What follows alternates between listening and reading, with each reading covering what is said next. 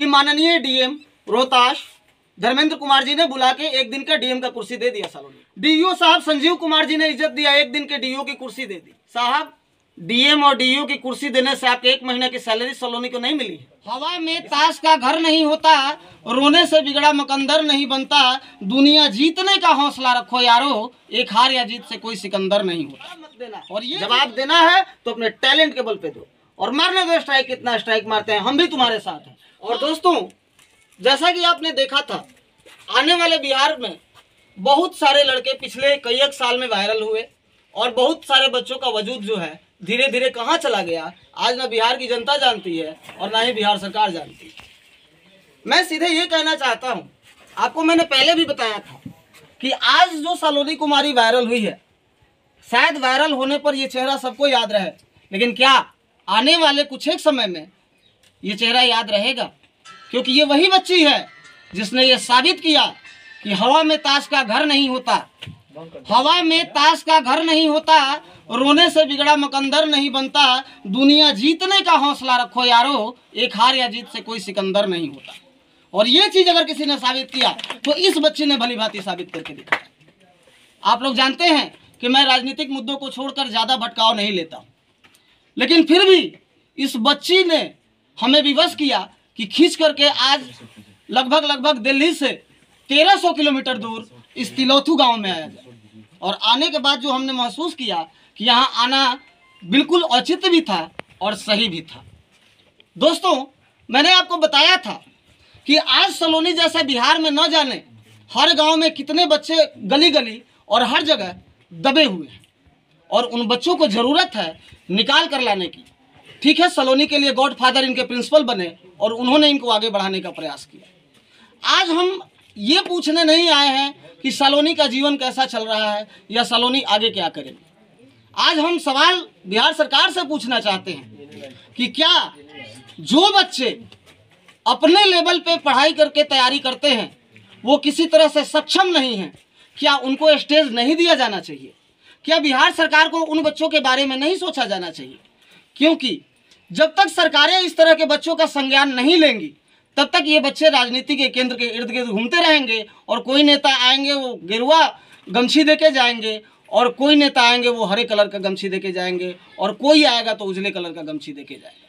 लेकिन सोचिए कि 12 से 13 साल की ये बच्ची, क्या इसके पास अभी इतनी मानसिकता डेवलप है कि ये इतने बड़े लोगों के जाल में आए?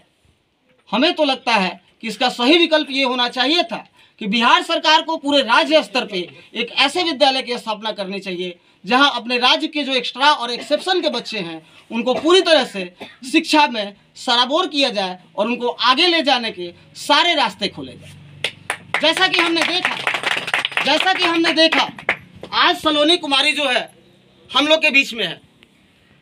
सबसे पहले तो 10 साल मेरा कैरियर एक शिक्षक का रहा है, और सबसे पहले तुमको मैं आशीर्वाद देता हूं कि जिस अवधारणाओं को तोड़ करके, क्योंकि मैं भी जानता हूं ये हमारा समाज और गांव ये है, हमारा क्षेत्र ये है कि अगर कोई बढ़ना चाहता है तो सामने आकर ना सही लेकिन पीछे से लेग पुलिंग तो होती ही है।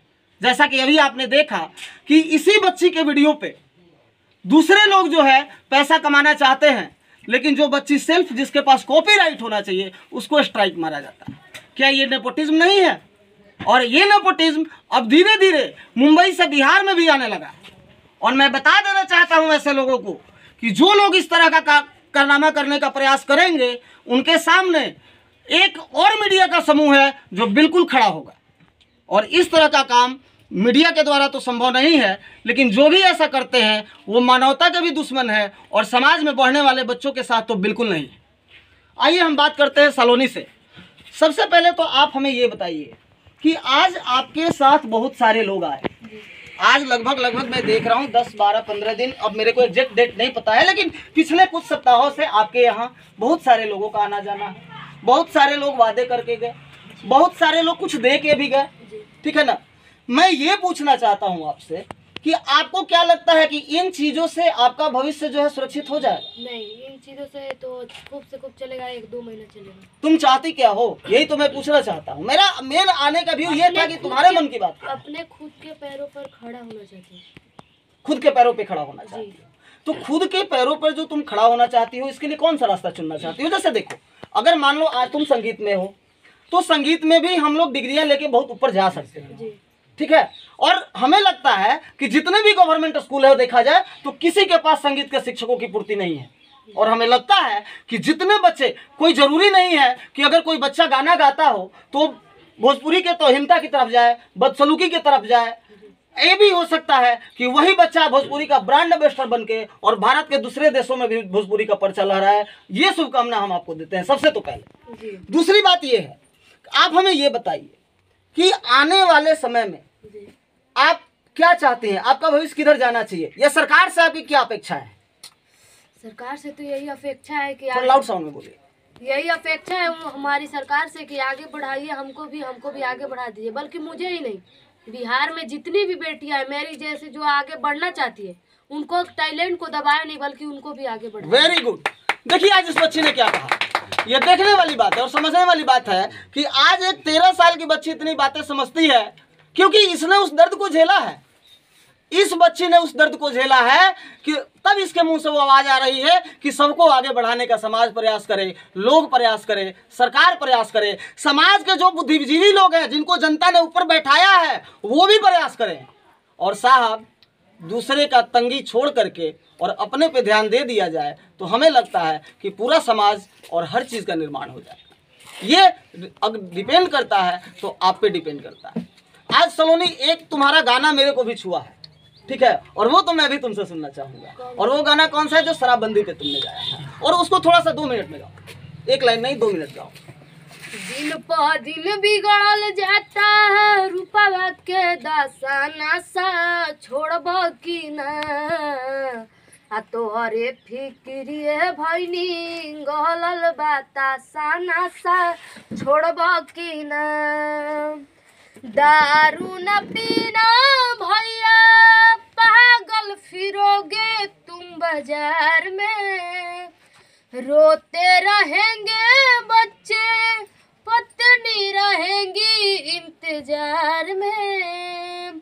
बिकेगा गहना फिर क्या कहना, दर दर ठोकर खाना, होगी बड़ी खराबी। नशा में डर है, नशा जहर है, जीते जी मर जाना, होगी बड़ी खराबी। बहुत बहुत धन्यवाद आपका। अब देखिए, सबसे महत्वपूर्ण बात यह है कि एक बार चारों तरफ दिखाइए इनका घर भी। ये जो बच्ची देख रहे हैं आप, ये एक डब्बे से बाहर निकली है। ये घर जो है, घर तो संसार होता है और इसी में ये अपना जीवन जीती है।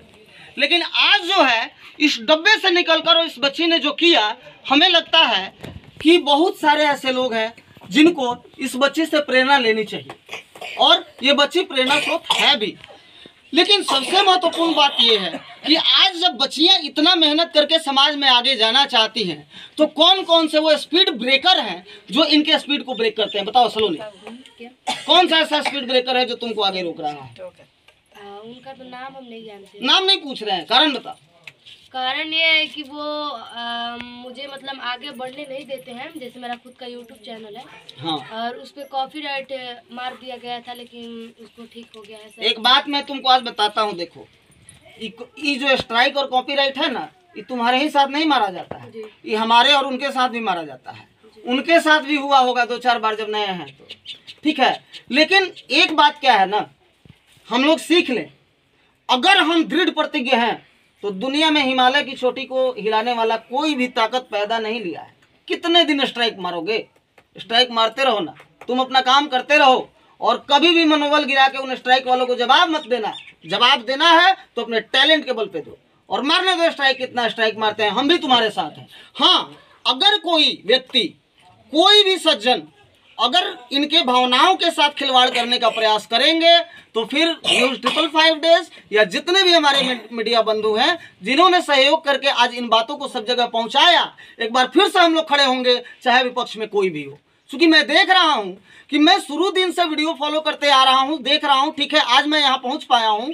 मैंने ये भी देखा कि माननीय डीएम रोहतास धर्मेंद्र कुमार जी ने बुला के 1 दिन का डीएम का कुर्सी दे दिया सलोनी को। डीओ साहब संजीव कुमार जी ने इज्जत दिया, 1 दिन के डीओ की कुर्सी दे दी।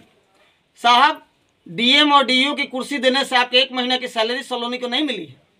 इसलिए मैं आपको बता देना चाहता हूं कि आपके कलम से कम जो कुछ मूलभूत सुविधाएं इसको दी जा सकती है यथाशीघ्र उपलब्ध करा दीजिए। जनता के नज़र में हो सकता है कि आप जैसे अधिकारी लोगों का इज्जत थोड़ा सा बढ़ जाए। हालांकि धर्मेंद्र कुमार जी एक अच्छे डीएम है, मैं जानता हूं इस बात को, उन्होंने बहुत सारे जिलों का कमान संभाला है और मैं समझ पाता हूँ कि वो हमारे बात को जरूर समझेंगे और मानेंगे।